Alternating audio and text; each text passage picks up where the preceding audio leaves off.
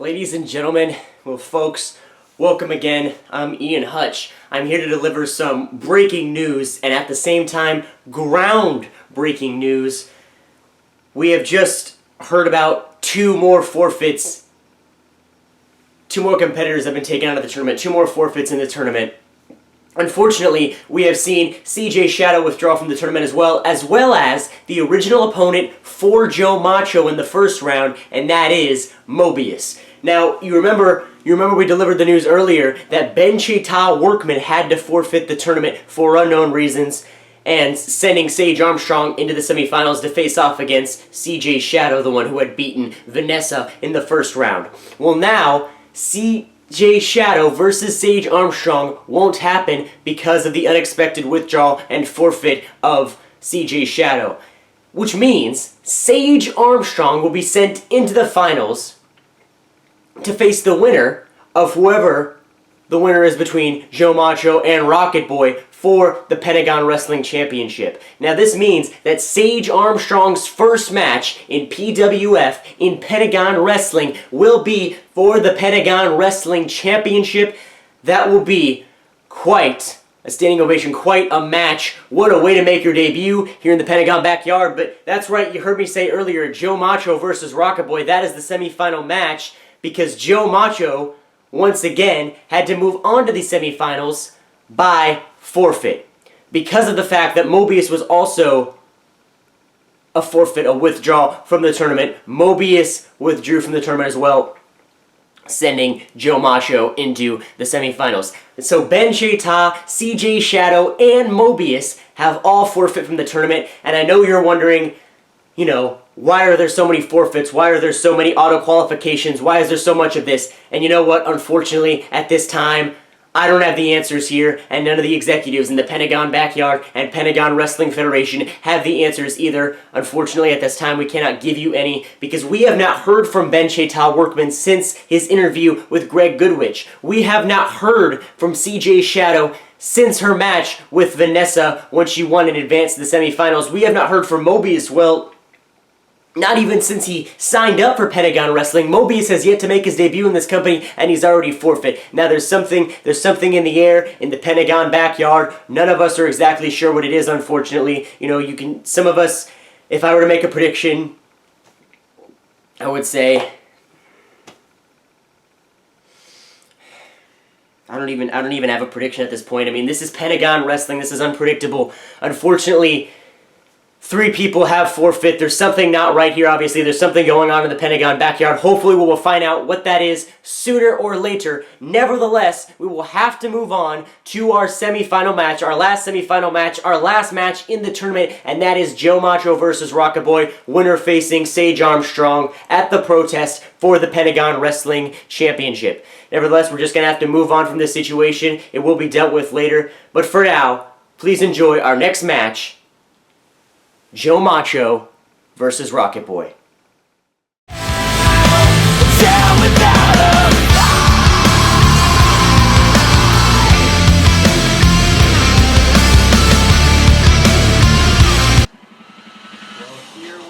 It is the semi-finals, and here is Rocket Boy. You've seen him before. He's always fired up, and watch this, he's going to be even more fired up. It is the semi-finals for this young man.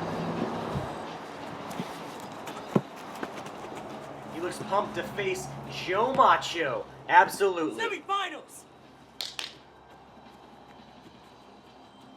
Well, if you've been watching our channel before, you know that him and Joe Macho do not have a good relationship. They do not like each other, to say the least. They fought once before, and they just have no respect for one another.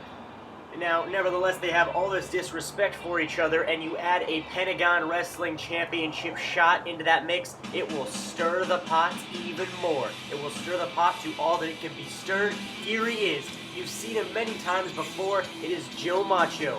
He's got that intimidation factor in his opponents. He strikes it every single time. He's striking it on me right now. This pussy feather, that's gonna be easy. Here he goes as he enters the ring, and he does his regular ritual, pouring that water, pouring that fluid all over himself as he readies himself for the match. Look at the way he's looking at Rocket Boy, that he's so much better than him. Oh, referee, hurry up. Granted, that's how he looks at most of his opponents, but Rocket Boy looks up to all his opponents, not in a good way. And here we go as they lock up, and look at this. Oh my god. Oh!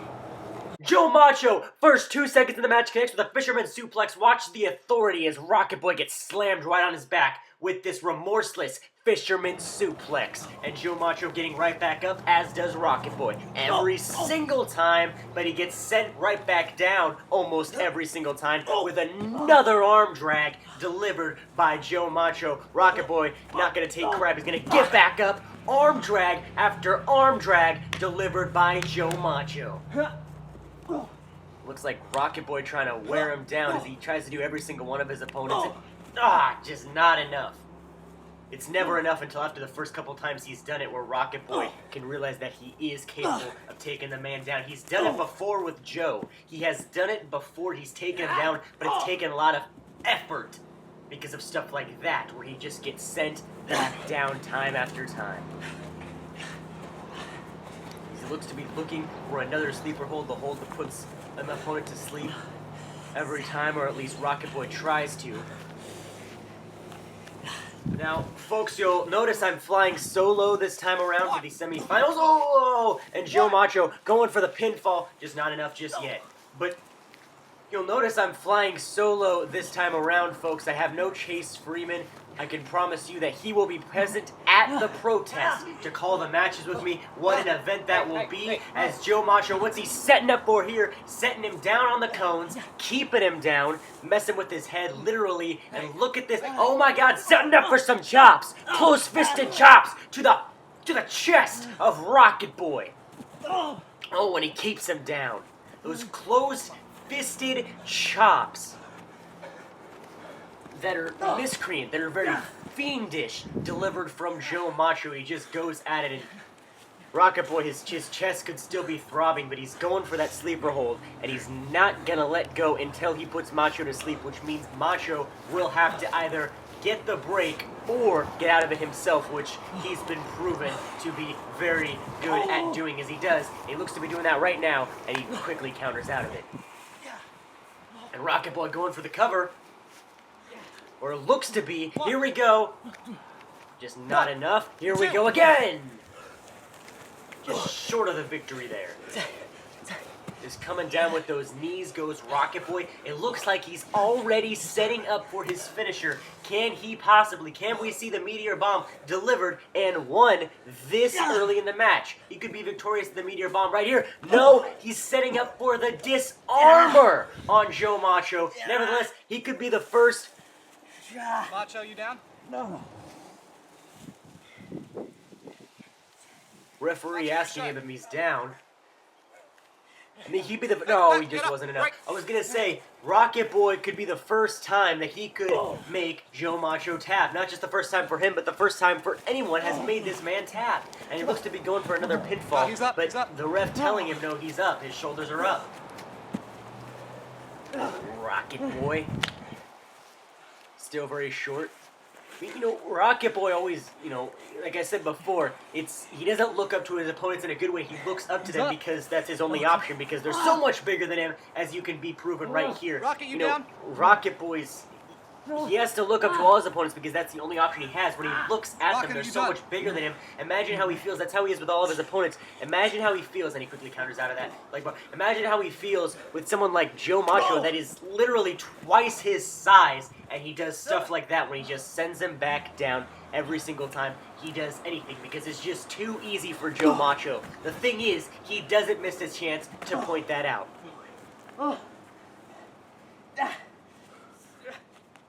He looks to be connecting with a shin buster from Joe Macho, and Rocket Boy holding his knee, holding the shin, all in that general region, that general vicinity. And he looks to be taking Macho down. Here comes the kicks. You haven't seen this before, but I've seen him practice it before. Look at these kicks. Oh, back and forth to the chest of Macho as he takes him down and finishes it with a vicious forearm. Here we go, looking for the Meteor Bomb. 3, 2, 1. Yes, no! Rocket Boy going for the Meteor Bomb. Caught in a choke slam. Joe Macho caught him in a chokeslam when Rocket Boy went for the Meteor Bomb, and down he goes. Let's take a look at this again. Rocket Boy was setting up for the Meteor Bomb, but he was caught in that devastating chokeslam that Joe Macho was easily able to get back up from. But Rocket Boy, every single time he goes for that Meteor Bomb, he wants to blast off into space. But Joe Macho sends him right back down to Earth, sending him a message that in Macho's eyes, that's where he belongs. And he goes for the cover here. 1, 2. Oh my God! Just not enough to keep down Rocket Boy. I've never seen anyone kick out of that choke slam, but Rocket Boy seems to have done just that right here. There he goes, right into that sleeper hold. Or it looks to be a sleeper hold, but it looks like he's connecting with an armbar. I love seeing that armbar. I love seeing Rocket Boy connected in the way he connects with it as he sets up for that armbar, looking to make Joe Macho tap again. The very first man to make him tap, but Joe Macho quickly getting into a pinfall. 1, 2, and a kick out at 2.5 once again. Benjamin, like I said before, these men already don't like each other as it is. When you add a Pentagon Wrestling Championship shot in, it makes things even worse. It stirs the pot even more. What's he going for here? Right down into an Alabama Slammer. Let's look at this again. He sets up for an Alabama Slammer. Like I just said, he does not like Rocket Boy. He's proven that. Down he goes from Macho. The very first Alabama Slammer we've seen here. I'm glad I've finally seen one. I've been looking for one, and I knew Joe Macho was just the competitor to do it. Rocket Boy needs to make sure he stays down, or at least stays a little drifty, a little dizzy, a little dazed as he keeps him with those forearms and he gets him right back into that sleeper. He's down, but Joe Macho does not look like he's out. As he gets up, he looks to be... Could he set him up for some sort of another suplex here? But they're going... Look at this! They're going out of the Pentagon. They're going out of the ring. Oh my God. And now they go... Wait a minute. No, come on, this is too dangerous. Down onto that choke slam! Choke slam onto the severed wood from Joe Macho. And there goes Rocket Boy. It looks to be out, but he needs to get back in or else he's going to be counted out. 9, 10. And Joe Macho advances to the semifinals. Well, to the finals, excuse me. Joe Macho. Joe Macho will go to the protest where he will face Sage Armstrong for the Pentagon Wrestling Championship. Now, hold on a second. Now, hold on a second. Look at this. What are you doing? Look at this. No, come on. The match is over. There's no need for this. This is exactly what he did in his match with Ben Chaital Workman. Oh, look at this. Great sportsmanship. Hold on a second. No. Don't do it. Come on, the match is over. Macho stun delivered to Rocket Boy. Look at no. Come on, he's just a referee. He's a bystander. He's a civilian. And down he goes with another Macho stun. Ridiculous. If this was the semifinals, the finals are going to be easy. Come on, give me a break. There was no need for that. The match was over. You're already going to the finals where you will face Sage for the championship. Pardon my temper, but watch this again. He finishes the match in such a brutalizing, fiendish, brutish way when he takes Rocket Boy outside of the ring and slams him right onto that severed wood. Very miscreant, to say the least. And Rocket Boy was down. He was out this time. He was down and out for the count. He just wasn't able to get back up. It was just too much for him. Just like the last time Joe Macho chokeslammed him in the last match. And then after the match, we had already found out Joe Macho had won, and this was absolutely inexcusable. He looked to be raising his hand in victory, which we thought was a great sign of sportsmanship. A new thing we've seen Joe Macho. We've never seen him show any sign of sportsmanship. But then he turns him back around into this. And look at the shock, the look of confusion and fear on the face of Rocket Boy. And he calls this the Macho Stun. And it is an inverted F5 into a stunner. And you'll see it happen right here. He calls it the Macho Stun. It is a monstrous move for a monstrous individual such as Joe Macho. Now, this was already ridiculous, but, you know, I can understand some of the of the fumes he'd be holding and the furiousness he'd hate and the hatred he'd have towards Rocket Boy. But this was absolutely uncalled for. He took out the innocent referee, the innocent civilian that was just a bystander to all the action. He takes him out as well. For what, really? Just to prove a point? Come on! As he takes him down with the Macho stun once again. Absolutely just hard to watch almost. Oh my God. Well, you happy now, Joe Macho? You've proven your point. Well, thank you for joining us, ladies and gentlemen. We will see you at the protest.